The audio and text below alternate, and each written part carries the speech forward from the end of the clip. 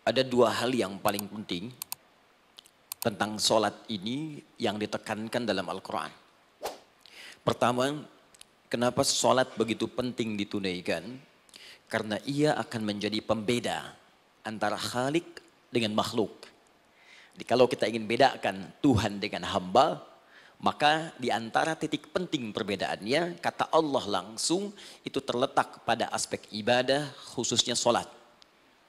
Karena itu ketika Nabi Musa alaihi salam berkenan kemudian langsung diperintahkan oleh Allah sehingga disebut dengan kalimullah yang diajak bicara dan diperkenalkan tentang esensi ketuhanan Allah, maka disebutkan perintah langsung oleh Allah untuk menyembahnya dalam bentuk salat. Al-Quran surah ke-20 Taha ayat ke-14. Kata Allah, innani anallahu la ilaha illa ana fa'budni wa aqimis salata li dzikri. Ya Musa, tidak ada Tuhan kata Allah selain saya. Ya maka jika engkau telah tahu saya Tuhan, bedanya Tuhan dengan makhluk, fa'budni, maka kewajiban engkau sebagai makhluk menyembah saya. Bagaimana caranya ya Allah, kata Musa? Kata Allah, wa aqimis salata, rahmatullah. Wa aqimis salata li dzikri. Maka cara menyembahku itu adalah dengan solat. Karena itu semua nabi dan rasul, bahkan sebelum Nabi Muhammad SAW diperintahkan oleh Allah untuk mengajak umatnya seluruhnya untuk solat.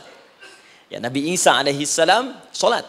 Anda buka Quran surah 19 Maryam ayat 31 sampai 33. Nabi Ismail alaihissalam, ya kakeknya Nabi ke-29, solat. Bahkan meminta keluarganya solat. Quran surah ke-19 ayat 55. Wa kana ya'muru ahlahu bis salah. Nabi Zakaria, saudaranya Imran, solat. Quran surah ketiga, ya, ayat ke-38 sampai dengan 39. Ayat 39-nya tegas mengatakan, fanadathu malaika wa huwa qa'imun yusalli fil mihrab.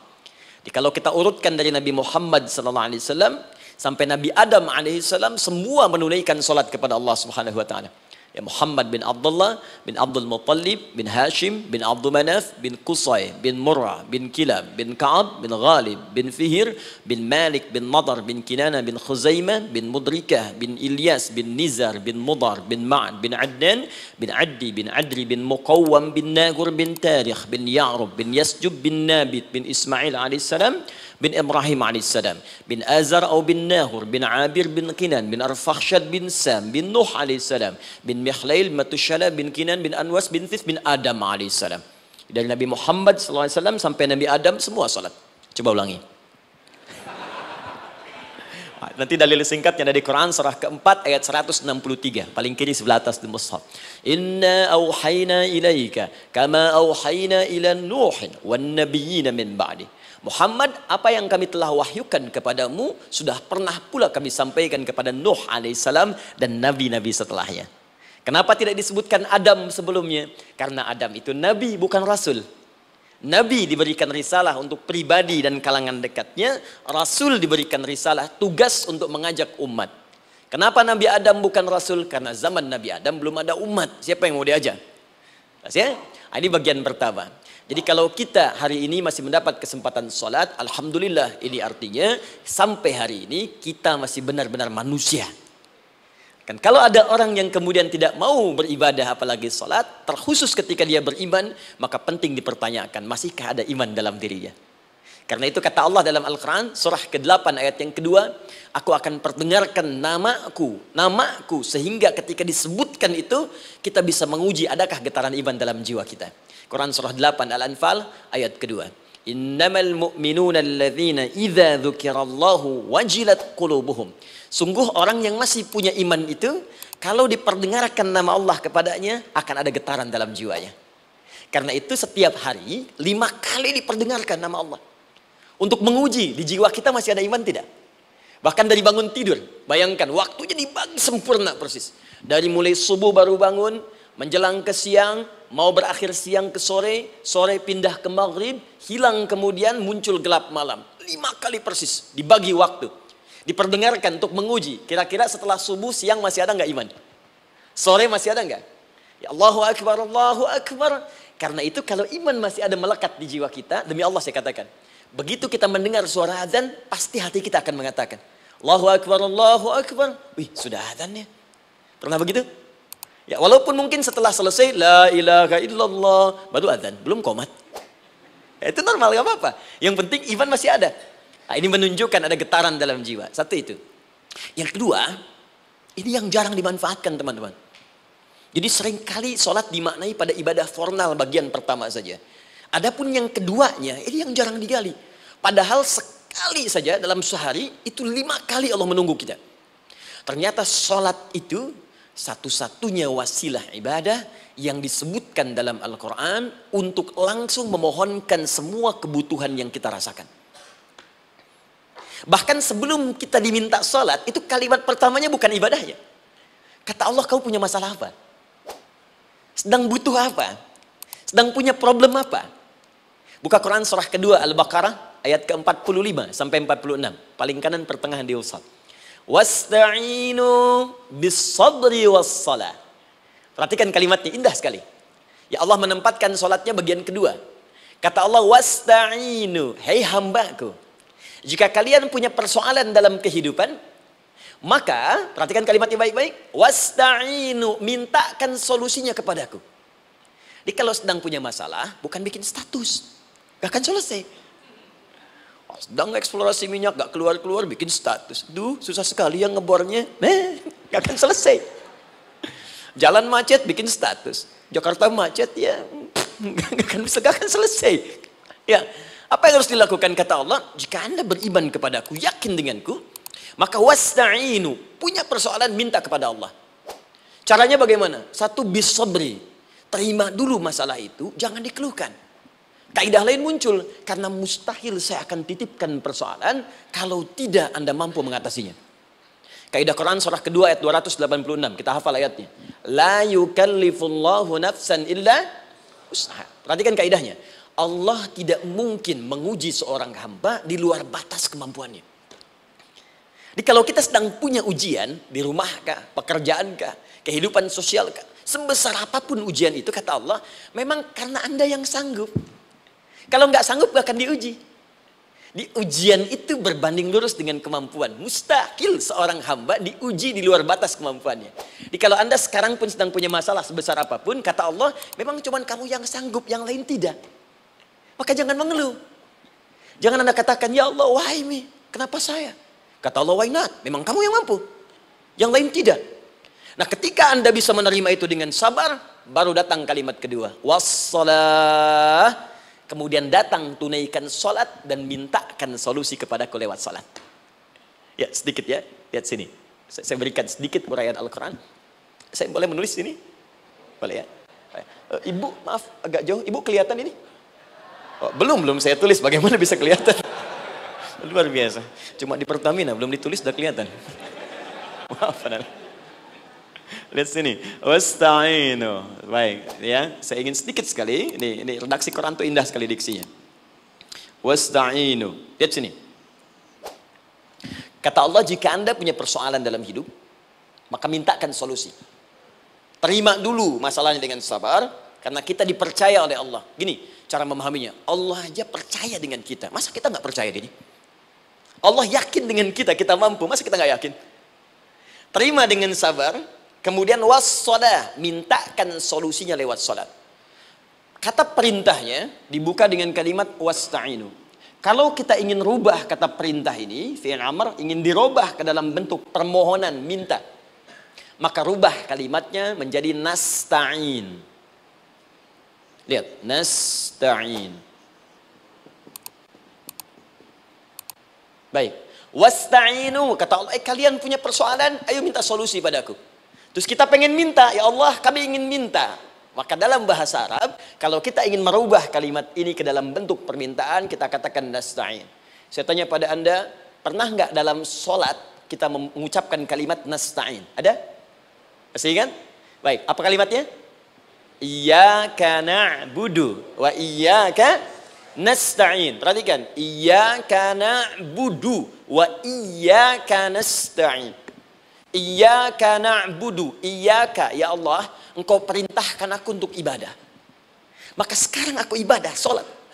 Hanya kepadamu saja. Kan kata Allah, kamu sholat. Terus kita katakan, iyyaka na'budu. Sekarang kami sholat, ya Allah. Nama lain sholat itu ibadah. Kalau kita ibadah, na'budu. Dari mana tahunnya nama lain salat ibadah? Quran surah ke-20 ayat ke-14. Fa'budni wa aqimis salata li dzikri. Ibadah kepadaku caranya salat. Maka saat salat kita katakan iyyaka na'budu. Ya Allah, Engkau perintahkan aku untuk ibadah, sekarang aku ibadah. Wa iyyaka nasta'in. Dan sekarang aku sedang punya persoalan ya Allah. Aku punya masalah. Aku punya problem. Dan aku yakin hanya Engkau yang pasti akan menyelesaikannya. Ketika Anda mengatakan iyyaka nasta'in, perhatikan hadis qudsinya. Hadisnya qudsi. Ya. Al-Imam Al-Bukhari meriwayatkan, Imam Muslim meriwayatkan, An-Nasai meriwayatkan dari sahabat Abu Hurairah radhiyallahu taala anhu. Ada lagi yang dari sahabatnya Anas bin Malik. Perhatikan kalimatnya. Idza qala al-'abdu iyyaka na'budu wa iyyaka nasta'in, jika hambaku dalam salatnya benar membacanya, benar dari awal salatnya sampai dengan kalimat iyyaka na'budu wa iyyaka nasta'in, ya Allah, sekarang aku ibadah kepadamu dan sekarang aku punya persoalan. Aku mohonkan solusinya darimu. Kata Allah, hadza baini wa baina 'abdi. Ini perjanjian antara aku dengan hambaku. Wali 'abdi. Hadisnya qudsi. Wali 'abdi, kalau hambaku benar salatnya sampai kalimat ini, masa'alah, apapun yang dia minta sekarang, aku akan kabulkan. Aku akan kabulkan. Pertanyaan saya, berapa di antara kita yang salat sampai detik ini, ribuan kali ruku dan sujud, yang memanfaatkan momentum ini untuk memohon? Siapa di antara kita yang ketika salat memohon kepada Allah solusi? Jangan-jangan selama ini salat itu hanya menjadi formalitas saja. Takbir, ruku, sujud, salam, selesai. Takbir, ruku, sujud, salam, selesai. Padahal Allah sudah menunggu hambaku, kamu tuh punya masalah apa? Makanya setiap waktu dibagi 5 supaya hidup kita ringan. Subuh ke zuhur punya masalah, zuhur salat. Begitu kita mohon, tuntas masalah itu. Zuhur ke asar punya persoalan, asar salat. Dijawab oleh Allah, tuntas persoalan itu. Karena itu semua nabi dan rasul, bahkan orang soleh, ketika punya persoalan dalam hidupnya, even itu hanya menulis karya ilmiah, maka mereka akan memulai dengan sholat dan minta kepada Allah Subhanahu Wa Taala. Teman-teman kenal Nabi Zakaria? Bagus. Baik, di sana belum tulis, sudah kelihatan. Sini kenal Nabi Zakaria, alhamdulillah. Tapi nggak apa-apa. Saya ke Sukabumi Pak, ada yang kenal Fir'aun. Kenal Fir'aun, kenal, bagus. Sukabumi hubun dunia, suka itu hubun, bumi itu dunia. Baik. Teman-teman, Nabi Zakaria itu diuji oleh Allah. Maaf, belum punya keturunan. Dan semua nabi punya ujian. Jadi jangankan kita, nabi aja yang jelas surganya punya ujian. Ya, Anda pernah sakit, Nabi Ayub sakitnya lebih parah dari kita. Ya, Anda di keluarga belum ada keturunan, Nabi Zakaria pernah lebih daripada kita. Sampai rambutnya memutih, fisiknya sudah letih, dan menurut medis, maaf sekali, istrinya divonis tidak mungkin punya keturunan, monofus dan mandul, mustahil. Secara klinis, gak mungkin. Secara medis, tidak mungkin. Maka Allah tunjukkan satu isyarat yang sangat luar biasa. Jika Anda mendapati situasi, makhluk mengatakan ini mustahil dan sudah angkat tangan, ini tanda pertama dari Allah, langsung tinggalkan pendapat manusia, langsung memohon kepada Allah. Maka turunlah beritanya di Quran surah ketiga Ali Imran ayat 38 sampai 39. Paling kanan sebelah atas di mushaf. Sekarang perhatikan kalimatnya, saya mau sambungkan dengan Al-Fatihah tadi. Hunalika da'a Zakaria rabbah. Di mihrabnya Nabi Zakaria salat bermohon kepada Allah. Qala rabbi habli min ladunka dzurriyyatan thayyibah. Kemudian ia berdoa, Rabbi habli, ya Allah yang maha memberi tanpa batas. Ini adab pertama, kalau teman-teman mau berdoa, sebut nama Allah sesuai dengan hajat kebutuhan kita. Itu yang disebut dengan Al-Asma'ul Husna. Di Asma'ul Husna itu bukan nama-nama indah yang sekedar dihafal, bukan. Tapi nama yang diberikan oleh Allah sesuai dengan kebutuhan hidup kita. Dalilnya Quran surah ke-17 ayat 110. Ya, paling kanan sebelah atas di mushaf, ke pertengahan. Ya, kata Allah, Qulid Allah. Jika Anda punya persoalan, sebut nama Allah. Allah Awir Rahman atau Ar-Rahman. Ayyamma tad'u, tapi kalau Anda ingin spesifik meminta, falahul asmaul husna. Pilih nama Allah, ia punya nama-nama yang indah sesuai kebutuhan kita. Jadi kalau teman-teman misalnya minta kelancaran rezeki, sebut ya Allah ya Razzaq. Anak mau ujian, ya Allah ya Al-Alim. Di proyek misalnya ada hambatan, ada gangguan, ya Allah ya Al-Jabbar ya Al-Malik. Ingin mudah mengatasi ujian, ya Allah ya sabar, minta. Ya, jangan semuanya disebutkan, nanti jadi beban. Ya Allahumma ya Rahman ya Malik ya Kudus ya sabar, gitu kan. Yang tadinya nggak punya masalah jadi punya masalah, gitu kan. Pilih salah satu. Nah, jika Anda ingin memohon pada satu hal yang mustahil menurut manusia, maka minta dengan menyebut nama Allah yang memberi tanpa batas mustahil di dalamnya. Nama Allah tersebut namanya Wahhab. Wahhab. Ya Allah, ya Wahhab. Al-Wahhab. Kalau kita rubah dalam bentuk permintaan, maka singkat kalimatnya dengan hab. Hab. Untuk sendiri habli, untuk banyakkan hablana. Rabbana hablana min azwajina wa dzurriyyatina qurrata a'yun. Nabi Zakaria minta karena sendiri yang mengalami situasi itu, maka beliau katakan, Rabbi habli. Ya Allah, habli min ladunka. Ya Allah yang tak punya batas dalam pemberian. Mereka mengatakan aku tak akan punya keturunan. Mereka mengatakan mustahil aku punya anak. Dan aku yakin kau memberi batas tanpa memberikan pemberian tanpa batas. Aku mohon darimu saja. Darimu saja. Dzurriyyatan thayyibah, keturunan-keturunan terbaik. Innaka sami'ud du'a. Engkau pasti mendengar doa saya. Kalau pada yang maha memohon saja, maha mendengar saja tidak mengabulkan, lantas kepada siapa lagi aku mesti minta? Tapi poinnya bukan itu. Poinnya adalah ini disampaikan oleh Nabi Zakaria dalam keadaan sedang sholat. Masih berdiri dalam sholatnya. Dalam bahasa Arab berdiri disebut dengan qaimun, qaim, berdiri. Sedang sholat disebut dengan yusolli. Perhatikan ayat 39-nya. Fanadathul malaikatu wa huwa qaimun yusolli fil mihrab. Maka seketika ketika doanya selesai dipanjatkan, sholatnya belum selesai. Doanya selesai dipanjatkan, seketika datang malaikat menyampaikan, kamu dapat kabar gembira, Anda akan punya anak, bahkan namanya langsung diberikan oleh Allah, Yahya, artinya hidup. Yang mustahil menurut manusia, lahir dari rahim seorang perempuan yang divonis monopos dan mandul, kata Allah, bagiku yang gak ada yang mustahil. Jadi dan hidup dia. Kapan itu terjadi? Masih sholat dan belum selesai dalam sholatnya, dalam keadaan berdiri. Sekarang saya tanya Anda, kita membaca iyyaka na'budu wa iyyaka nasta'in dalam keadaan ruku atau sujud? Sujud, berdiri. Berdiri teman-teman. Betul kan? Dalam keadaan berdiri saat baca Al-Fatihah. Iyyaka na'budu wa saat kita mengatakan wa iyyaka nasta'in, Allah balik bertanya, apa yang kamu butuhkan? Nabi Zakaria itu sholat dulu baru minta. Kita umat Nabi Muhammad karena keutamaan nabinya sebelum sholat udah ditunggu. Butuh apa? Mau minta apa? Karena itu saya ingin katakan, ayo manfaatkan momentum sholat ini. Jangan sekedar kita kemudian tunaikan formalitas, tapi kita tidak mendapatkan keuntungannya. Ayo, semuanya. Dari mulai takbir sudah ada doa. Ruku ada doa. Bahkan sujud kita bisa perbanyak dalam bahasa hati kita untuk memohon kepada Allah Subhanahu Wa Taala. Jelas sampai di sini? Baik. Mudah-mudahan insya Allah doa kita dikabulkan oleh Allah Subhanahu Wa Taala. Ini baru mukaddimah, kita belum mulai. Ini pengantar. Tema kita hari ini tentang Al-Quran. Dan mudah-mudahan kita diberikan insya Allah kelancaran untuk bahasan kita. Dan topik ini insya Allah akan memberikan banyak manfaat dari apa yang kita kerjakan dalam keseharian kita. Saya mohon izin untuk melambatkan bacaan karena tadi hanya mengantarkan saja. Teman-teman, kenapa mesti Al-Quran? Apa esensi Al-Quran? Dan kenapa Al-Quran diwahyukan pada Nabi Muhammad SAW?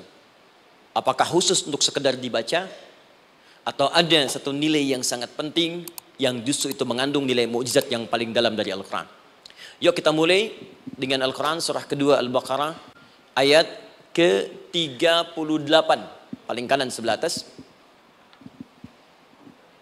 Disambungkan dengan Quran surah kedua ayat 185, paling kiri pertengahan di mushaf. Quran surah kedua ayat 38 dengan Quran surah kedua ayat 185. Saya mulai dari kisah Nabi Adam, saya pelan-pelan.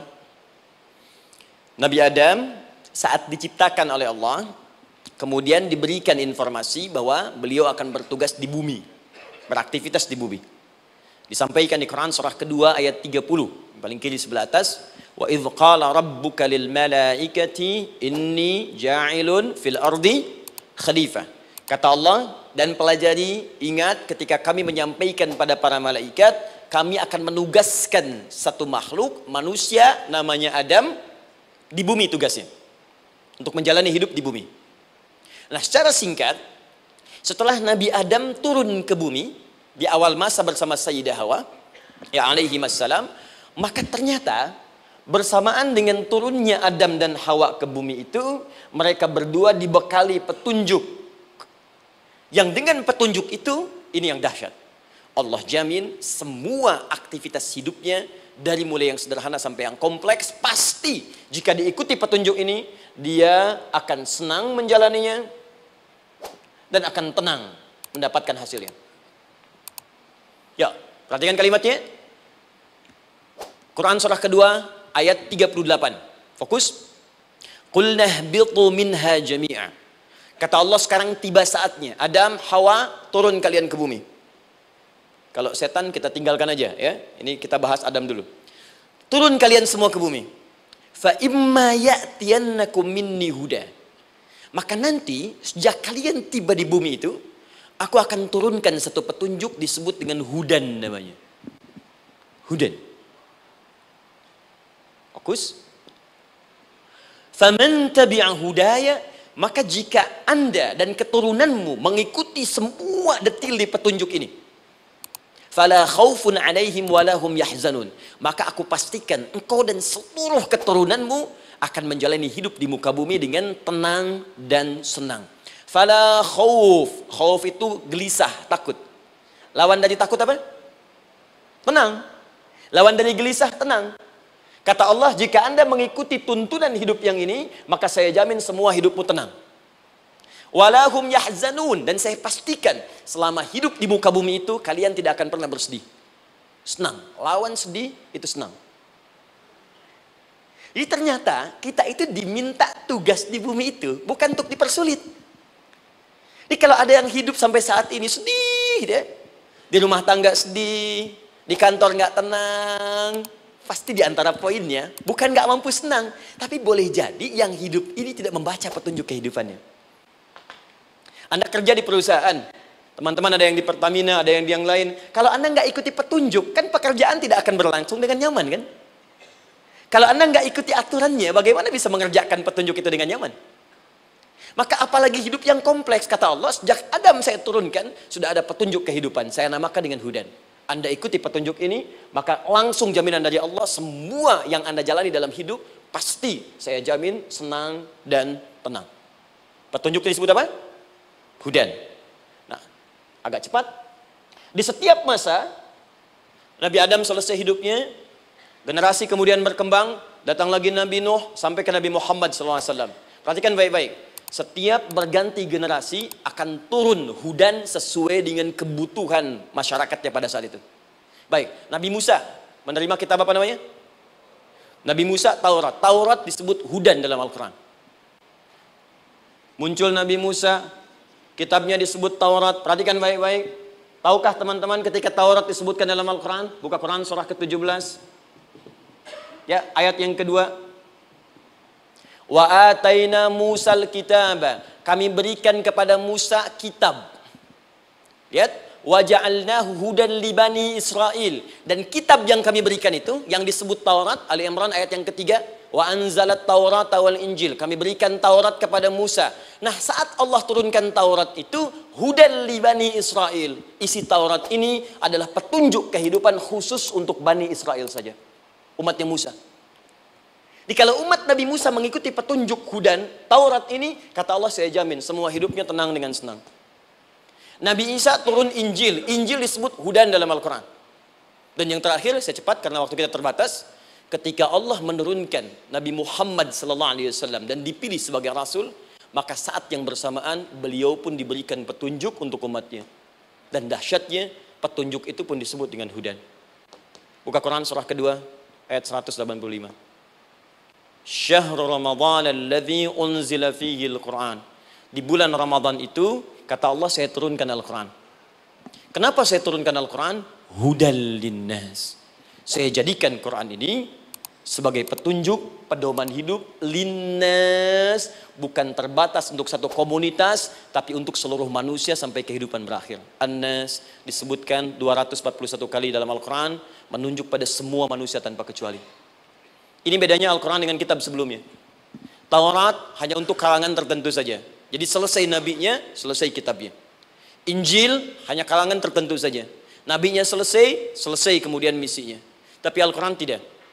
Ini kalimat pertama langsung dari Allah, walaupun nabinya wafat, tapi karena Al-Qurannya didesain oleh Allah untuk seluruh manusia sampai kehidupan berakhir, maka pasti Al-Quran itu di setiap masa akan mampu dijadikan pedoman dalam kehidupan. Nah, jadi prinsip pertama, ketika Allah menurunkan Al-Quran, sebenarnya tujuan utamanya bukan sekedar dibaca. Bukan. Tapi di dalamnya itu ada petunjuk hidup, Pak, Bu. Dan yang buat, yang menciptakan kita. Bukankah Anda kalau ingin memperbaiki sesuatu akan datang kepada penemunya, penciptanya? Anda punya handphone, ada masalah, kan datangnya ke counter handphone. Anda punya mobil, ada persoalan, bukankah datangnya ke dealer? Sekarang kita ingin tahu persoalan hidup kita. Ingin tahu gambaran hidup kita. Ingin tahu misi dan visi hidup kita. Kemana kita kemudian bertanya? Pada pencipta kita. Nah, kata Allah, ketika saya utus manusia pertama kali ke bumi, saya sudah turunkan bagaimana cara menjalani kehidupannya. Dan ternyata berita baiknya untuk kita diberikan oleh Allah satu petunjuk utuh, langsung disebutkan, isinya disebut dengan Al-Quran. Jadi dari Al-Fatihah sampai dengan An-Nas, dia bukan bacaan biasa. Semua di dalamnya ada petunjuk kehidupan kita dari mulai bahkan dalam kandungan sampai kita wafat kepada Allah Subhanahu wa taala. Kalau diikuti petunjuk ini, langsung turun jaminan dari Allah. Hidup kita pasti akan tenang dan nyaman. Saya bacakan cepat ya. Tapi nggak usah ditulis, nanti kalau teman-teman agak terlambat mengikutinya, Anda buka kembali rekamannya, Anda boleh rundutkan kembali. Saya baca cepat saja, dan ini insya Allah Anda hanya akan temukan dalam Al-Quran. Nanti saya berikan rahasia di akhir sebelum kita akhiri. Yuk, satu, Anda silahkan bandingkan dengan buku manapun, referensi manapun, Anda hanya akan temukan dalam Al-Quran.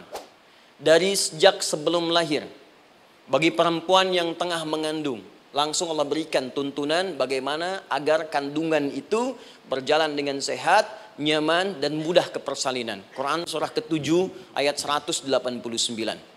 Perkembangannya bisa diamati dan dicek kemudian, ya baik ke dokter atau yang lain. Nanti perkembangannya disebutkan di Quran surah ke-22 ayat ke-5. Dirinci lagi di Quran surah ke-23 ayat 11 dari 9 sampai dengan 13. Kemudian mulai terlahir, dari lahiran diberi petunjuk oleh Allah. Nih, berikan ASI, maksimal 2 tahun. Kalau ingin berhenti sebelum 2 tahun, boleh, begini caranya. Quran surah kedua ayat 233. Dari sampai usia 2 tahun, menjelang balik, kata Allah berikan 4 pendidikan dini. Ini turunannya, disebutkan 1, 2, 3, 4. Jika Anda ajarkan ini, maka anak ini akan tumbuh. 1, dekat dengan Allah. 2, dijamin taat pada orang tuanya. 3, dia akan baik dengan lingkungannya. Dan 4, dia akan bertahan dalam kebaikan sampai dia dewasa. Quran surah ke-31 ayat 13 sampai dengan 19. Usia 7 tahun, ya mulai dia balik misalnya, dia akan mulai belajar. Bagaimana cara belajar yang baik supaya cepat paham, gampang mengerti. Turun Quran surah ke-9 ayat 122. Amalannya di Quran surah 96 ayat yang pertama. Kemudian rinciannya diturunkan di Quran surah kedua ayat 282 di ujung ayatnya. Lalu bagaimana mencari sekolah yang bagus, majlis yang baik, guru-guru yang baik, diturunkan Quran surah ke-58 ayat ke-11. Dicontohkan tentang Maryam dan Nabi Isa alaihissalam di Quran surah ketiga ayat 35 sampai dengan 37. Naik lagi, dia mulai dewasa, ya mulai bergaul, bahkan kadang-kadang merantau, punya tempat komunitas berbeda. Bagaimana supaya dia bergaul tidak terpengaruhi lingkungan yang tidak baik. Maaf ya, kadang-kadang ibu yang sudah mengandung, melahirkan, ayah mencari nafkah, tiba-tiba anak pergi bahkan ke kampus, ke sekolah, dapat teman yang gak bagus, pulang-pulang mengecewakan Anda. Bagaimana menemukan tempat-tempat yang baik untuk bisa menjaga perilaku anak ini? Ditemukan nanti di Quran surah ke-49 ayat ke-13-nya. Dirinci perkembangannya di Quran surah ke-12 Yusuf ayat 2 sampai dengan ayat 29-nya. Sampai ketika dia akan mulai kemudian menikah. Kata Allah, pilih pasangan yang baik dengan ta'aruf, berikan mahar yang sempurna. Quran surah ke-4 ayat ke-4. Kemudian dia mulai menikah. Kata Allah, sebelum menikah, pelajari dulu fikih nikah. Banyak orang yang menikah, tapi karena tidak belajar tentang persoalan rumah tangga, apa yang akan terjadi di rumah tangganya. Detil Pak, Bu. Kata Allah ini, kalau kamu berbuat begini akan ada miskomunikasi. Kalau ada miskomunikasi persoalannya akan begini, solusinya begini. Maka diturunkan dasarnya di Quran surah ke-30 ayat 21, detailnya di Quran surah ke-4 ayat 34 sampai dengan 35. Paling kiri sebelah atas sampai dengan ke tengahnya. Anda berlanjut, diterangkan oleh Allah, hei, tugas suami saat mulai pertama kali menikah, maka tugas yang pertama siapkan untuk mencari nafkah. Bagaimana caranya ya Allah? Diturunkan oleh Allah. Satu, jangan takut kehilangan rezeki. Jangan pernah mencuri, jangan pernah ngambil punya orang, karena punya kamu akan saya berikan sempurna. Kamu ngambil punya orang, maka kamu akan menyulitkan diri sendiri. Itu akan dikembalikan pada yang berhak. Ya, turun Quran surah ke-51 ayat 22. Dirinci, begini cara nyarinya. Quran surah kedua ayat 168. Kalau Anda ingin cepat baru bergerak, rizkinya sudah dapat. Quran surah kedua ayat 172. Ada yang dahsyat, dia belum keluar, rizkinya yang mendatangi dia. Jadi nanti di Al-Quran ada 8 jenis rizki. Di antara yang paling hebat, ada yang belum Anda datang, rizkinya sudah menjemput. Ada orang mendatangi rizki, ada rizki mendatangi dia. Contoh, Al-Imam Asy-Syafi'i sedang berdiskusi dengan Imam Malik gurunya. Kata Imam Asy-Syafi'i, Syekh, rizki itu mesti saya cari dulu, baru kita dapat. Kata gurunya, ya Syafi'i, ada rizki yang cukup kita beramal dekat kepada Allah, dia akan datang tanpa kita cari dengan ikhtiar manusia. Kata Syafi'i, mustahil. Kata Quran kan kita kerja dulu baru datang. Kata Imam Malik gurunya, kamu yang belum sampai, kita amalkan ini, rizki datang. Maka berhenti sampai di situ. Imam Syafi'i pamit. Di jalan tiba-tiba beliau mendapati ada panen anggur, Pak, Bu. Terus dipanggil sama yang punya kebun. Ya, pemuda katanya, sini, mau bantu nggak? Kalau kamu bantu, kami berikan anggurnya. Maka beliau bantu, panen, petik. Sampai setelah selesai diberikan anggur yang besar-besar, hanum. Senyum, senang beliau. Ternyata senangnya bukan karena dapat anggur. Senangnya karena merasa pendapatnya benar. Kalau saya nggak bantu panen ini, nggak akan dapat saya anggur. Cuma karena saya bantu, saya diberi ini. Maka rasa senangnya inilah dibawa kemudian kepada gurunya, ingin laporan. Tapi perhatikan adabnya. Dia tidak mengatakan, guru, nih saya benar. Kalau saya nggak ikut panen, nggak dapat saya ini. Perhatikan kalimat Asy-Syafi'i. Guru, tadi saya di jalan, dipanggil oleh pemilik kebun, ikut panen anggur. Begitu saya bantu, saya diberikan anggur ini. Beliau tekankan dengan kalimat yang kencang pada kalimat, begitu saya bantu, saya dapat anggur ini. Imam Malik tersenyum mengatakan, Masya Allah Syafi'i, luar biasa. Ini siang begitu panasnya, tadi saya mau keluar ngajar, terfikir di benak saya, Allah, kalau ada anggur yang besar-besar, enak rasanya. Tiba-tiba kamu datang bawa anggur. Jadi Imam Syafi'i kerja dapat sesuatu, Imam Malik terfikir sesuatu, datang rezeki. Itu ada di Quran surah ke-7, teman-teman, ayat ke-96, paling kanan sebelah atas di mushafnya. Baik, teruskan dulu. Ya, Anda dalam mencari kerja, ingat, kalau Allah yang sampaikan pasti terjadi. Jangan dikira mudah. Kata Allah akan ada persaingan, akan ada kadang-kadang singgungan, akan ada tantangan, maka mulai petakan tantangan apa yang akan Anda lalui saat Anda mulai mencari nafkah itu. Maka turun Quran surah kedua ayat 214, paling kanan sebelah bawah. Am hasibtum an tadkhulul jannata. Hei, apa kamu mudah begitu saja mengira akan sukses dalam pekerjaanmu? Bahkan bisa diartikan surga, ingin masuk surga. Walamma ya'tikum mathalul ladzina khalau min qablikum. Sebelum engkau diuji seperti orang sukses dulu pernah sukses. Lihat mereka. Enggak ada orang sukses yang instan. Cuman balikan telapak tangan dapat, tidak. Kata Allah, lihat orang-orang dulu. Lihat orang-orang hebat dulu, bagaimana mereka bisa kaya, bisa sukses, bisa punya posisi. Masat umul ba'sa, petakan olehmu tantangan apa yang akan dihadapi saat engkau bekerja itu. Satu, kata Allah, ba'sun, ada yang ringan. Ya, ba's. Ba'sa, jamak dari kata ba'sun. Dua, dara. Dia sudah menengah, jamak dari kata durun. Tiga, zilzal. Ini yang paling tinggi puncaknya. Jadi kalau Anda sudah mendapatkan ini, yakinlah, berarti Anda akan mendapatkan posisi yang tinggi. Karena mustahil orang besar diuji dengan ujian yang kecil. Zilzal, ini bagian ketiga. Ba'sa, ba'sun, mulai. Kira-kira tantangan-tantangan ringan apa saja yang akan Anda hadapi? Ya, kalau saya contohkan misalnya dengan contoh yang lain singkat, Anda mau ke masjid, ingin konsisten, mulai hijrah, ingin dekat dengan Allah. Tiba-tiba yang tadinya nggak mau ke masjid, mulai ke masjid, diuji dengan hujan. Hujan kecil, rintik-rintik, shower. Begitu hujan, orang Arab mengatakan kalau hujannya bisa lewat tanpa payung pun, orang Arab mengatakan la ba'sa. La ba'sa ini ringan. Orang kita sambungin, labas. Dari bahasa Arab. lewat. Nah, jadi kalau Anda mau berangkat nih, siap bekerja, siap hadapi tantangan. Baru mau lewat hujan kecil, berarti itu tantangan kecil kita lewati. Macet, petakan, cari jalan yang kemudian sempurna, jalan yang kosong, buka Google-nya, buka Waze-nya, buka map-nya, cari. Jadi kalau pada yang kecil aja belum kita lewati, bagaimana mendapatkan yang besar? Anda mau ke masjid, dikasih hujan kecil, mau berangkat gak jadi. Papa, kenapa gak jadi? Hujan mah, kan ada payung, takut riak. Tuh. Setelah itu darwa, maaf, tantangan fisik. Kadang-kadang mulai ke fisik, mulai mengganggu. Ya, maaf, dirincikan kemudian oleh Al-Quran. Turun Quran surah ke-21, ayat 87 sampai 88, kisah Nabi Yunus alaihissalam. Yunus beraktivitas, bekerja, bukan berarti nggak ada tantangan.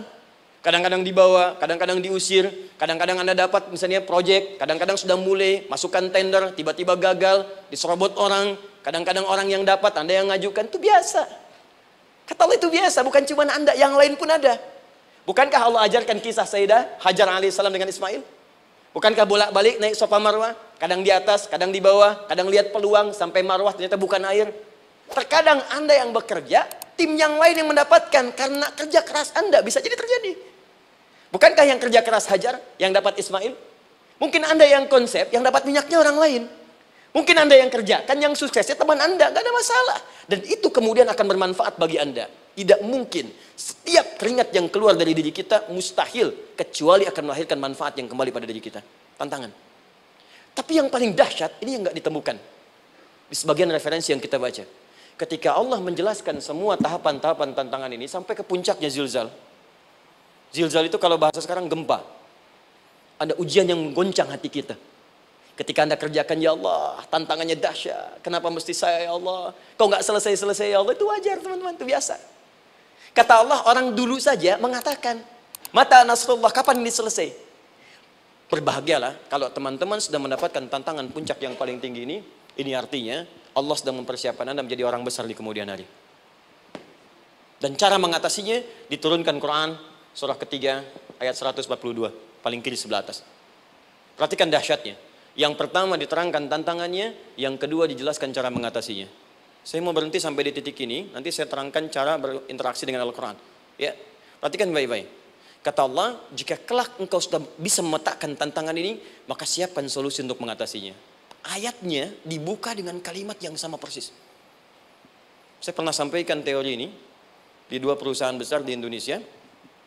Yang pertama ada salah satu perusahaan, karena ini direkam saya nggak sebutkan perusahaannya, perusahaan otomotif besar, sedang turun gratis, kemudian juga ada inflasi yang tinggi. Terus saya terangkan teori Quran. Dia praktekkan berhasil, Pak. Padahal saat itu saya presentasi di depan non-muslim. Non-muslim. Sales-sales se-Indonesia dikumpulkan, saya bedah tentang ini. Dan mereka berhasil. Sampai sekarang naik lagi. Yang kedua sama, ini direkturnya juga non-muslim. Tapi nggak apa-apa, kita diskusi. Dan mau mendengar teori ini. Dan praktekkan, naik. Ya, dulu di satu perusahaan minyak juga. Sedang turun-turun, karyawan semua dikumpulkan. Lalu kita bahas tentang ini, kita terangkan. Yang ini yang paling menarik dari Al-Quran. Kalimatnya sama persis. Quran surah ketiga ayat 142. Am hasibtum an tadkhulul jannata. Apa Anda duga akan begitu mudah mendapatkan kesuksesan dalam hidup? Tolong fokus baik-baik. Jangan selalu mengartikan jannah dengan surga. Karena asal kata jannah itu artinya kesuksesan, kebahagiaan yang belum tampak. Surga, kenapa disebut dengan jannah? Karena itu puncak kebahagiaan kita yang belum nampak sekarang. Saya kasih rahasia ya. Ini antara kita saja nih. Kalau ada kata jim dengan nun di depannya, itu pasti tidak nampak. Tersembunyi. Apapun tambahannya. Ya, misal, jin kenapa disebut dengan jin? Karena memang ketika diciptakan, dia tidak tampak. Tersembunyi. Lawannya ins, karena itu kita disebut ins, karena saat lahir kita tampak. 18 kali disebutkan dalam Al-Quran. Ya ma'syaral jinni wal ins, wa ma khalaqtul jinna wal ins. Jadi jin disebut jin karena memang fitrahnya tersembunyi, gak nampak. Jadi kalau ada jin melakukan penampakan, itu jin sedang kena masalah. Sedang keluar dari fitrah. Sama dengan manusia, harusnya tampak. Jadi kalau ada manusia yang senang sembunyi-sembunyi, dia sama dengan, bukan saya yang bilang, sedang punya masalah. Ke kantor, sembunyi-sembunyi. Hati-hati Pak Alfian tuh. Biasa ada pintu depan, masuk pintu belakang. Suami di rumah, buka WA, sembunyi-sembunyi. Bu, hati-hati tuh. Pulang lewat pintu belakang. Berarti sedang punya persoalan dalam hidup. Setiap ada jim dengan nun, pasti tersembunyi. Ibu punya janin. Rahim. Dalam rahim ada janin. Kenapa disebut dengan janin? Jim, nun, ya, nun. Karena sosok itu belum nampak dalam pandangan kita. Nanti kalau sudah lahir, baru tampak. Jannah, kenapa disebut jannah? Karena belum tampak dalam pandangan kita. Nanti kelihatan. Karena itu dalam Al-Quran, kata jannah itu tidak dikhususkan dengan surga. Tidak dikhususkan dengan surga. Kadang-kadang menunjuk aspek kesuksesan yang belum tampak. Anda mau ngebor minyak, minyaknya belum tampak. Belum kelihatan. Anda mau kerja, ya hasilnya kan belum tampak. Baru ikhtiar sekarang. Karena itu orang Arab disebut kaya, kalau mereka mendapatkan kebun yang tak tampak sebelumnya. Kebun anggur, bukan kurma, kalau kurma banyak. Kebun anggur, ada apel, ada jeruk, sampingnya ada sungai-sungai, disebut dengan jannah. Ya, kalau punya unta, nggak kaya di Arab, biasa. Karena yang kelihatan padang pasir, unta, hitam, merah, biasa. Tapi kalau sudah punya kebun anggur, yang sulit di padang pasir ada kebun, itu baru disebut kaya. Karena itu orang Arab kadang mengartikan jannah dengan aspek kesuksesan yang belum tampak. Diartikan dengan kebun anggur, kebun apel, dan macam-macamnya. Perhatikan, am hasibtum an tadkhulul jannah. Apa Anda duga ingin sukses itu begitu mudah? Sukses jadi tidak. Walamma ya'lamillahu alladhina jahadu minkum wa ya'lamas sabirin. Perhatikan baik-baik. Sebelum Allah memastikan pada diri Anda terdapat dua hal yang paling utama untuk mengatasi tantangan tadi. Satu, jahadu. Kesungguhan. Serius. Jadi kalau mau sukses, mesti serius. Kerja serius. Cintai pekerjaan Anda. Ya, belajar anak-anak serius. Pastikan belajar dengan serius. Jangan cuma anak-anak duduk paling belakang, nggak pernah nanya, kadang ngantuk, pulang. Ujian, besoknya mau ujian, baru belajar. Ya, sistem SKS, sistem kebun. Ya, kadang-kadang sejam, Bu, Pak. Saya pernah ada orang di luar ngadu waktu di Libya, Ustadz, gimana ini orang Indonesia? Kenapa? Saya belajar 3 bulan. Besok mau ujian. Teman antum orang Indonesia pinjam catatan saya baru semalam. Dia dapat 8, saya 7,5. Saya bilang, Anda belum tahu sistem SKS itu. Baik, ya. Tapi itu bukan solusi. Begitu ujian selesai, ilmu lupa. Itu poinnya. Jadi kalau hanya sekedar ilmu dipakai untuk ujian, pada prakteknya nggak akan terpakai. Ini banyak anak sekolah sekarang hanya belajar untuk ujian saja. Padahal kalau dipraktekkan, kadang kaitan dengan agama tinggi, Bu, Pak. Fisika itu dengan agama itu tinggi. Gaya F1 sama dengan F2, gaya gerak sama dengan gaya dorong. Gaya sedikit, maka keluarnya sedikit. Pukul kencang, bunyinya kencang. Imannya kalau kuat, amalan jadi banyak. Iman sedikit, amal pun sedikit. F berbanding lurus dengan P, hukum Pascal. Gaya berbanding lurus dengan tekanan. Masuk bab akhlak. Makin banyak gaya, makin banyak tertekan. Nah itulah. Gaji 5 juta, gaya 10 juta, kan? Ini serius. Serius. Di divisi apapun Anda, saya 3 sepekan lalu lah takziah ke tempatnya Yang Habibie, terus diminta tausiah di sana. Dan saya perhatikan beliau termasuk yang paling serius ketika diberikan tugas apapun. Gak pernah diberikan amanah kecuali mencintai pekerjaan itu. Yang Habibie demikian. Ciri orang sukses itu serius. Tapi keseriusan itu, kata Allah petakan jadi 3 bagian lagi. Karena jahadu itu punya 3 turunan kata. Satu, keseriusan merencanakan, disebut ijtihad namanya. Punya rencana. Mappingnya apa? Stepnya apa? Oke, Anda ingin kerjakan sebuah proyek, baik, proyeknya berlangsung berapa lama? Target kita apa? Jangka panjangnya, menengahnya, jangka pendeknya. Kemudian apa tantangan yang akan dihadapi di setiap tahapan-tahapannya? Selesaikan. Bahkan saking pentingnya tahap perencanaan ini ditunjukkan oleh Allah langsung lewat sholat. Teman-teman masih ingat sholat pertama yang kita kerjakan setiap hari, sholat apa namanya? Subuh. Apa artinya subuh? Tuh, ini masalahnya. Ini kata Al-Quran sendiri ya, kata Al-Quran sendiri. Nanti akan ditemukan orang yang ibadah tidak paham apa yang dikerjakan dan dilakukan dalam ibadahnya. Contoh sholat. Kata Allah akan ada orang sholat yang saat sholat tidak mengerti apa yang ia baca dan ia lakukan dalam sholatnya. Jujur tanyakan pada diri kita. Sampai detik ini, dari sekian ribuan kali ruku dan sujud, berapa persen bacaan sholat yang kita pahami? Jangan-jangan kita ruku tapi nggak ngerti yang dibaca. Sujud tak paham yang diungkapkan. Bagaimana bisa khusyuk? Mustahil. Kembali ke sini, kenapa sholat pertama itu disebut dengan subuh? Teman-teman, ternyata semua nama sholat dari subuh sampai isya, plus bacaan dan gerakan dari takbir sampai salam, itu bukan sekedar gerakan semata. Semua ada artinya, ada maknanya. Dan diajarkan oleh Nabi langsung. Subuh disebut dengan subuh. Ada dua kata. Satu, fajar. Quran surah ke-17 ayat 78. Inna Qur'an al-fajri kana mashhuda. Kedua, subuh di surat At-Takwir. Wasubhi idha tanaffas. Kenapa disebut fajar? Fajar itu pancaran positif, pancaran kebaikan. Jadi kalau yang baik disebut fajar. Kalau yang jelek disebut fujur. Fujur ada di Quran surah 91 ayat 7 sampai 8. Wa nafsi wa ma sawwaha fa'alhamaha fujuraha wa taqwaha. Fujur itu rambatan, gelombang buruk yang muncul dari nafsu. Ya, ditembuskan ke elemen tubuh kita. Misal gini. Tiba-tiba pengen marah. Ya, di tubuh kita mengatakan melotot, maka ini ada pancaran di hati kita nyambung kemudian ke mata. Ini rambatan dari sini ke mata disebut fujur namanya. Mau ke tangan pukul, masuk ke tangan. Itu rambatannya disebut fujur namanya. Ya. Yang baiknya disebut fajar. Ya, misal saya ingin sholat, tiba-tiba hati mengatakan sudah azan, merambat ke kaki, cepat melangkah. Cepat wudhu. Nah, itu rambatannya disebut fajar namanya. Atau infajar. Ini pasti ada, ya. Fujur nama lainnya nafsu. Disebutkan 115 kali dalam Al-Quran. Takwa, rambatan fajar, sumbernya takwa. Disebutkan 115 kali dalam Al-Quran. Di jiwa kita ada takwa, ada nafsu. Takwa yang dorong malaikat, disebutkan 88 kali dalam Al-Quran. Nafsu yang dorong setan, disebutkan sama 88 kali. Di setiap Anda akan mengerjakan satu hal, pasti akan yang mendorong pada yang baik, akan mencegah dari yang baik itu nafsu. Pasti itu. Pak Alfian mau tanda tangan proyek. Tiba-tiba disodorkan, Pak, ini Pak. Kok begini proyeknya? Perbaiki, karena ada yang gak beres. Tapi fee-nya lumayan Pak, 1 miliar. Gak bisa, jiwa takwa mengatakan jangan terima Pak. Bapak mengatakan maaf, ini jari tahiyat, gak akan pernah dipakai maksiat, perbaiki, datang lagi. Ini Pak, kok sama? Fee-nya diperbaiki Pak, 100 miliar. Nafsunya mulai berkata, terima. Takwanya bilang, jangan. Akhirnya beliau katakan, tangan tahiyat gak akan pernah dipakai maksiat. Tapi tunggu, saya istiqoroh dulu.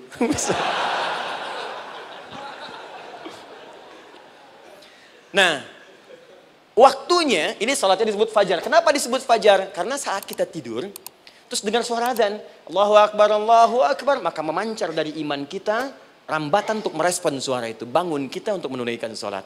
Waktunya disebut subuh.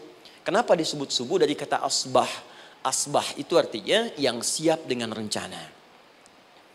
Ya, orang Islam tuh nggak ada yang bangun dari tidurnya kecuali punya rencana jelas yang akan dieksekusi dari itu. Makanya sebelum kita bekerja mengeksekusi itu, kita datang menghadap Allah supaya Allah berikan kemudahan di setiap aktivitas kita. Coba lihat manajemen Nabi. Bukankah sebelum tidur beliau istighfar dulu?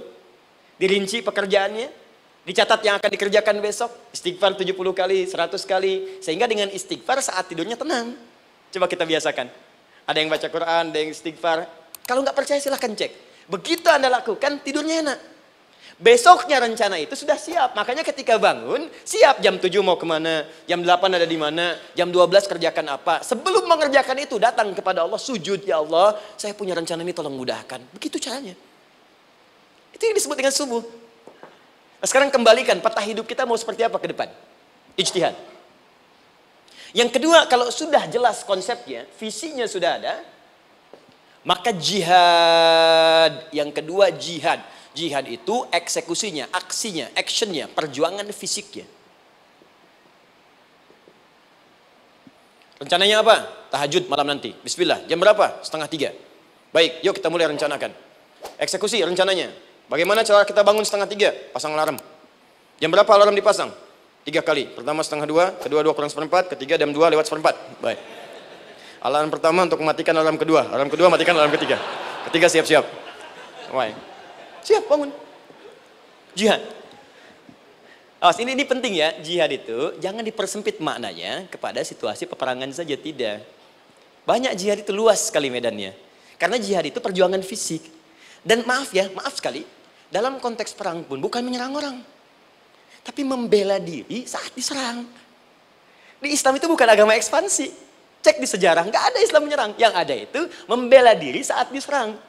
Atau saat orang lain dizalimi dan kita diminta untuk terlibat, kita membantu. Ini bukan dalam konteks sekarang yang banyak dibincangkan. Tembak orang, bom orang, nyerang orang. Bukan. Itu waktu kejadian bom Tamrin itu pertama, saya di Lampung posisinya. Itu begitu meledak, duar. Pertanyaan pertama Pak di Majelis Taklim, Ustaz, apakah bom di Jalan Tamrin termasuk jihad fisabilillah? Saya bilang, Pak, sependek pengetahuan saya, jihad fisabilillah itu jihad di jalan Allah, bukan di Jalan Tamrin. Kaidahnya beda. Nah, misal mencari nafkah itu jihad. Cari nafkah jihad. Quran surah keempat ayat 34, paling kiri sebelah atas. Tugas pertama ketika menikah kata Allah, ar-rijalu qawwamuna 'alan nisa.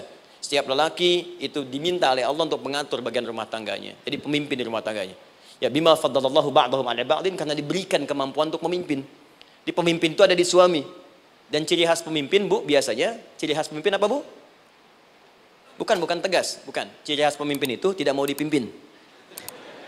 Makanya kalau ada sesuatu, masukkan lewat usulan, jangan beri saran. Kalau saran susah, itu pemimpin. Baik, tapi yang paling luar biasa kata Allah, perhatikan kalimatnya indah sekali. Wa bima anfaqu min amwalihim. Saya berikan tugas untuk mencari nafkah. Ketika seorang lelaki bertugas mencari nafkah, ingat ya, konteks apapun, kalau perempuan nanti bekerja bukan nafkah poinnya. Bisa hobi, ya, bisa aktivitas, tapi nafkah kalau sudah menikah itu ada pada suami. Perempuan tidak. Kalaupun tidak dilarang perempuan bekerja, tidak.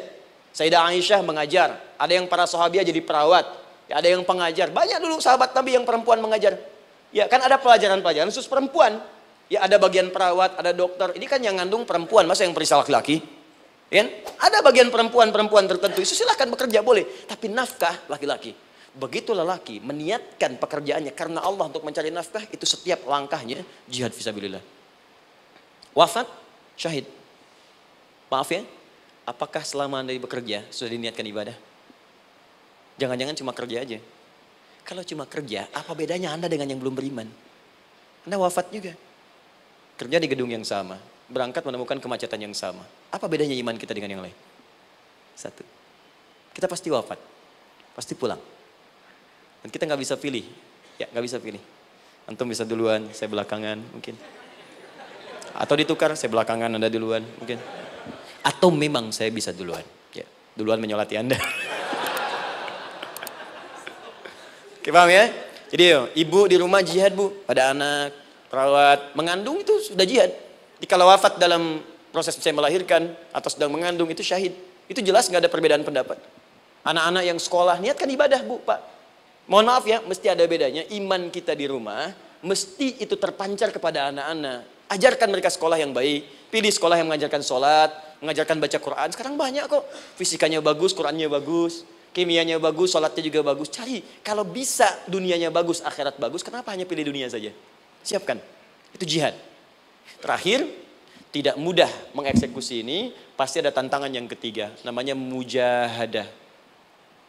Mujahadah. Tantangan mengatasi gejolak jiwa. Kadang-kadang malas, capek, ya belum eksekusi dilakukan, sudah berdebat pada yang tidak penting, sehingga tidak menghasilkan kesimpulan, ragu-ragu, khawatir, maka atasi semua itu. Turun Quran surah kedua ayat 216. Kutiba alaikumul qitalu wa huwa kurhul lakum. Kalau engkau sedang tidak nyaman, maka perangi ketidaknyamanan itu jika engkau ingin mendapatkan kesuksesan yang telah engkau cita-citakan. Asa an takrahu syai'an fahuwa khairul lakum. Boleh jadi apa yang engkau tidak rasakan sekarang, engkau rasakan gak enak, gak nyaman, di balik itu Allah sedang siapkan sesuatu yang lebih baik untukmu. Wa asa an tuhibbu syai'an fahuwa syarrul lakum. Mungkin yang engkau harap-harap sekarang boleh jadi itu belum baik untukmu sekarang. Allahu ya'lamu wa antum la ta'lamun, karena Allah lebih tahu masa depan, engkau pikiranmu pendek sampai di sini saja.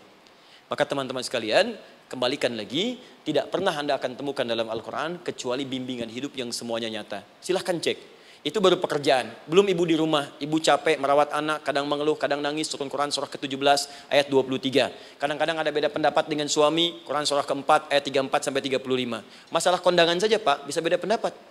Ya. Ya, Pak, kan ada family gathering malam, Mama pakai baju apa ya? Hijau apa yang biru? Masya Allah, kata Anda biru bagus, Mah. Kata Mama kayaknya hijau deh, Pak. Tuh. Nanya tapi udah punya jawaban. Ya, bagus kalau dipakai, begitu keluar kuning. Naik lagi, Anda udah 40 tahun, anak masih ada, turun Quran surah ke-46 ayat 15. Kemudian naik lagi sampai Anda sepuh, sampai kembali ke keadaan tidak normal seperti anak-anak lagi, Quran surah ke-22 ayat ke-5. Sampai ada amalan, kalau Anda jangan kira Anda akan hidup selamanya, Anda pasti wafat. Quran surah ketiga ayat 185. Bahkan diajarkan kalau wafatnya ingin enak, begini caranya. Pelajari Pak, jangan cuma dunia, kita akan meninggal. Ini ada di Quran, kalau pengen meninggalnya enak, begini caranya. Ya kalau nggak percaya silahkan amalkan, nanti kita akan lihat di akhir. Ya, betul akan kelihatan. Quran surah ke-89 ayat 27 sampai 30. Kalau kalian nggak pelajari ini, silahkan kata Allah, saya berikan yang ini yang kedua sambil dipukulin malaikat. Quran surah ke-8 ayat ke-50. Sampai di alam kubur dijelaskan, kalau nanti Anda wafat, Anda pindah ke alam kubur, kalau ingin di kuburnya terang, nyaman, banyak rezekinya, lakukan amalan Quran surah ketiga ayat 169 sampai 172. Tapi kalau Anda abai, Anda akan seperti Firaun dulu. Tiap pagi sampai petang ditampakkan neraka. Quran surah ke-40 teman-teman sekalian disampaikan oleh Allah langsung ya dari ayat 45 sampai 46 ya. Sampai terjadi kiamat disampaikan Quran surah ke-75. Sampai dihisab ada yang masuk surga tanpa hisab, Quran surah kedua ayat 25. Ada yang masuk neraka tanpa hisab. Ada. Kan yang kita tahu surga aja, masuk neraka tanpa hisab ada. Quran surah 18 ayat 99 sampai dengan 100. Sampai disebutkan surga yang paling indah nomor 1 bersama Nabi dan orang-orang soleh. Jadi kalau Anda masuk sini, tetangga Anda semua Nabi. Ya, depannya Nabi Ibrahim, belakangnya Nabi Musa misalnya, samping kirinya Nabi Yusuf, ya, samping kanan Nabi Muhammad SAW. Itu cuma 3 golongan, orang soleh, para syuhada, orang-orang jujur dalam kehidupan dunianya. Jadi kalau Anda jadi pekerja yang jujur, taat kepada Allah, Anda berpotensi masuk surga bersama semua Nabi dan Rasul yang pernah diutus. Ya. Baik, itu ada di Quran surah keempat ayat ke-69. Ada yang kedua di taman surga, Quran surah ke-51 ayat 15 sampai dengan 18. Ada yang surga seluas langit dan bumi, Quran surah ketiga ayat 133 sampai 134. Ada yang neraka yang biasa, ya, sebiasa-biasa nerakanya kebakar juga. Quran surah 4 ayat 56. Tingkat paling tinggi neraka jahanam untuk 2 golongan, munafik, ingat, munafik dan kafir. Jadi kalau Anda pun muslim, jauhi perbuatan munafik. Karena munafik akan mengantarkan langsung ke dalam neraka jahanam. Quran surah keempat ayat 140. Mana yang tidak ada? Mana yang nggak ada di Quran? Semua ada. Bisnis ada, ya birokrasi ada, diplomasi ada, mengajar ada, ilmu ada.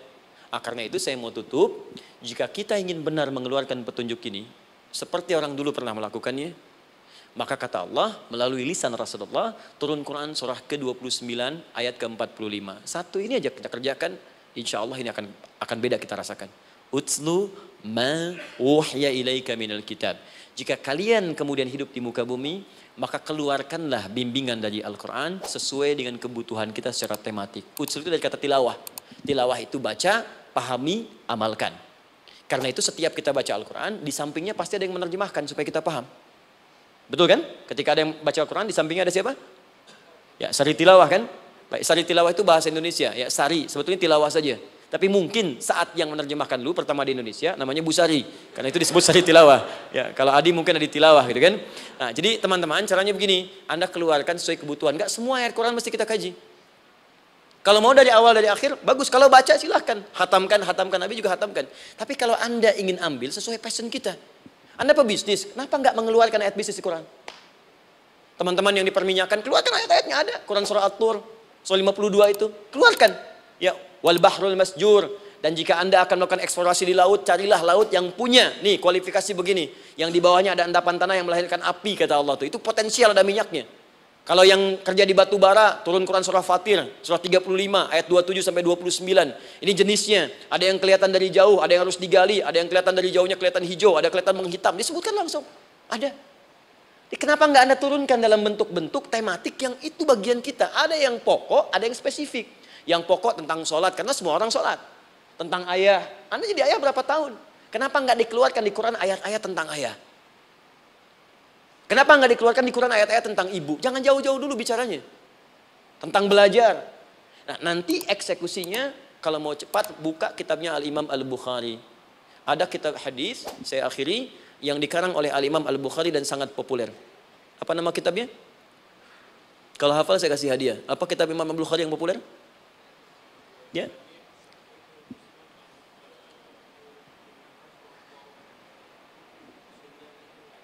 Baik, Anda saya kasih hadiah umrah.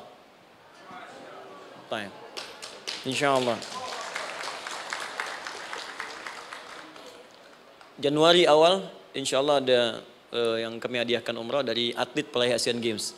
Ya, Anda boleh ikut nanti. Ya, ada juga, saya senang dengan, saya cinta dengan bangsa ini. Jadi ada peraih Asian Games medali emas yang kemarin itu akan kita berangkatkan umrah semua peraih medali emasnya. Nanti gelombang pertamanya bulan Januari ya 2020 nanti sekitar 3 bulan lagi. Insya Allah Anda nanti akan mengikuti. Ada juga nanti dari kalangan Polri ada TNI juga yang akan ikut dan saya sertakan. Baik. Al-Jami As-Sahih Al-Musnad Al-Mukhtasar min umuri Rasulullah sallallahu alaihi wasallam wa sunanihi wa ayyami. Itu namanya. Ayo ulangi. Disingkat Sahih Al-Bukhari. Kenapa saya bacakan lengkap? Bukan karena singkatannya, tapi banyak orang sekarang baca buku, baca kitab, hanya langsung ke isinya.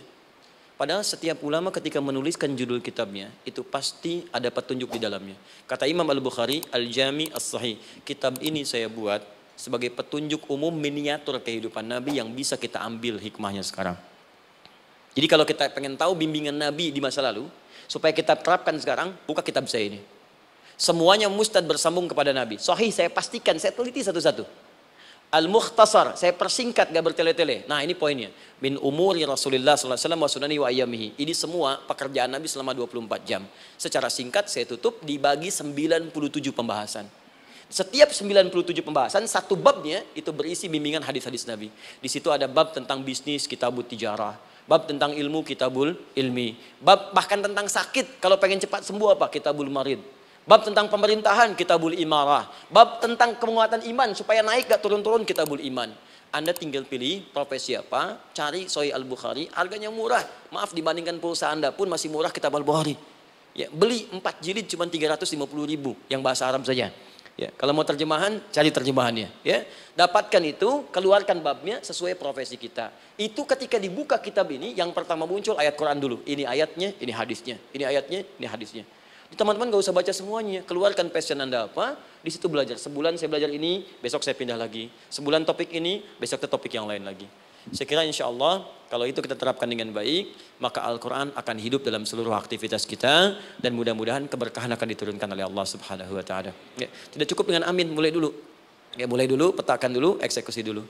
Saya kira itu yang saya sampaikan. Anda punya hak dan kewajiban, hak Anda sudah dapatkan dan kewajiban kita semua untuk kembali beraktivitas. Saya mengucapkan terima kasih atas undangan dari pihak Pertamina untuk Anda seluruhnya. Saya ingin tanya kalau jamaah di sini ada berapa kurang lebih?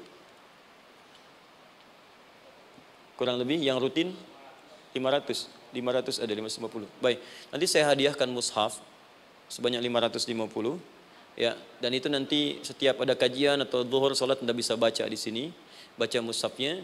Kemudian yang kedua, saya nanti berikan buku untuk bacaan ya, itu buku yang saya berikan insyaallah tentang manusia. Jangan-jangan selama ini kita jadi manusia, kita tidak tahu mau kemana kita ya. Itu saya keluarkan dari Al-Quran langsung, seperti apa Allah menerangkan tentang kemanusiaan kita. Saya juga hadiahkan sejumlah yang sama 550, nanti satu orang bisa mendapatkan satu-satu. Dan terakhir barangkali mau hafal Quran? Oh mau, baik, Alhamdulillah. Alhamdulillah. Saya berikan mushafnya yang spesial. Nanti kita mulai dengan 10 juz dulu ya. Nanti saya berikan At-Taisir yang 10 juz. Itu ada mudah untuk bisa menghafal Quran. Mulai dari 10 juz dulu, nanti bisa disempurnakan. Saya berikan 550 Quran khusus untuk dijadikan sebagai hafalan. Nanti cara menghafalnya bisa dibuka saja di YouTube. Nanti di situ ada cara kami menjelaskan. Dan bulan depan kita ada karantina akbar. Jadi menghafal Quran dalam 30 hari. Alhamdulillah angkatan pertama sudah selesai. Ada yang hafal 24 hari, 23 hari. 30 juz, bukan juz 30 ya. Ada yang 30 hari. Ya, ada juga. Sekarang sedang gelombang kedua. Mudah-mudahan di Pertamina ini juga insya Allah dalam proses bekerja ada juga yang menghafal dan hafal Quran insya Allah ya. Saya kira itu, nanti pulang dari sini dikabari. Kalau ada mobil disiapkan, kalau tidak ada kami juga coba antarkan. Nanti kami siapkan dan mudah-mudahan bisa bermanfaat untuk teman-teman. Kalau ada yang bisa saya lakukan untuk bersinergi di sini, untuk membuat teman-teman lebih dekat dengan Allah, sampaikan. Dan saya dengan senang hati. Ya, saya datang sendiri, tulis sendiri, nerangin sendiri, ngapus sendiri, gitu kan. Terus juga berikan apa yang Anda butuhkan. Kalau dengan semua itu Anda belum juga dekat dengan Allah, ya saya harus bagaimana lagi, gitu kan. Baik. Kita berdoa, mudah-mudahan doa kita dikabulkan Allah. Ada 3 cara berdoa. Pertama cukup dengan hamdalah kalau singkat. Kedua kalau ada perselisihan, kifaratul majlis. Dan yang ketiga, kadang Nabi berdoa, sahabat mengikuti dalam momentum yang khusus. Saya ingin menggabungkan ketiganya. Mudah-mudahan dengan itu keberkahan diberikan luas kepada kita semua. Alhamdulillahi Rabbil Alamin, hamdan syakirin, hamdan na'imin, hamdan yuwafi ni'amahu yukafi mazida. Ya Rabbana lakal hamdu wa lakal syukru kama yanbaghi li jalali wajhikal karim wa li 'azimi sultani. Allahumma salli wa sallim wa barik ala rasulikal karim nabiyyikal amin sayyidina Muhammadin wa ala alihi wa sahbihi ajma'in. Allahumma rabbana la tada' lana fi maqamina hadha wa fi kulli maqamin dhanban illa ghafartah. Ya Allah, kami mohon jika ada satupun di antara kami saat ini yang hadir membawa ya Allah dosa-dosa dalam dirinya, jangan biarkan yang meninggalkan tempat ini kecuali Engkau telah ampuni segala dosa-dosanya. Wala hamman illa farajtah. Ya Allah, jika ada di antara kami yang tengah hadir saat ini ada kegelisahan dalam jiwanya, maka mohon jangan biarkan yang meninggalkan tempat ini kecuali Engkau telah tenangkan keadaan hatinya. Allahumma wala asran illa yassartah. Ya Allah, jika ada di antara kami yang tengah mengalami kesulitan baik di pekerjaannya, kehidupan rumah tangganya, maka dengan keikhlasan amalnya ya Allah angkat dan ringankan segala kesulitannya. Allahumma wala maridan illa syafaitah. Jika ada di antara kami yang tengah Engkau uji dengan penyakit seberat apapun, maka mohon angkat dan sembuhkan segala penyakitnya. Allahumma yassir lana umurana wa la tu'assir alaina. Ya Allah, mudahkan semua urusan kami, jangan berikan kadar ujian yang tidak kami sanggup mengatasinya ya arhamar rahimin. Allahumma alif baina qulubina, ati anfusana taqwaha wa zakki anta khairu man zakkaha, anta waliyuha wa maulaha. Ya Allah, mohon lembutkan hati kami untuk saling bersaudara dalam kebaikan, jauhkan kami dari perpecahan ya Allah, dan bersihkan jiwa kami agar kami bersih keadaan jiwa untuk bisa beramal dalam kebaikan dengan mendapatkan ridhamu. Allahumma rabbana atina fid dunya hasanah wa fil akhirati hasanatan wa qina adzabannar. Ya Allah, kami mohon anugerahkan segala kebaikan di muka bumi ini yang mampu kami raih, dan berikan kami segala kemuliaan di akhirat yang mampu kami dapatkan, dan mohon jauhkan kami dari segala ya Allah murka dan neraka-Mu. Allahumma barik lana ya Allah fi ailatina wa fi amalina ya Allah wa fi kulli ya Allah hayatina. Ya Allah, kami mohon anugerahkan keberkahan dalam kehidupan keluarga kami, di kantor, di pekerjaan kami, dan seluruh tahapan kehidupan yang akan kami lalui. Bi fadlika subhana rabbika rabbil izzati amma yasifun wa salamun alal mursalin. Subhanakallahumma wa bihamdika asyhadu an la ilaha illa anta nastaghfiruka wa natubu ilaik wa akhiru da'wana alhamdulillahi rabbil alamin. Thumma assalamu alaikum warahmatullahi wabarakatuh.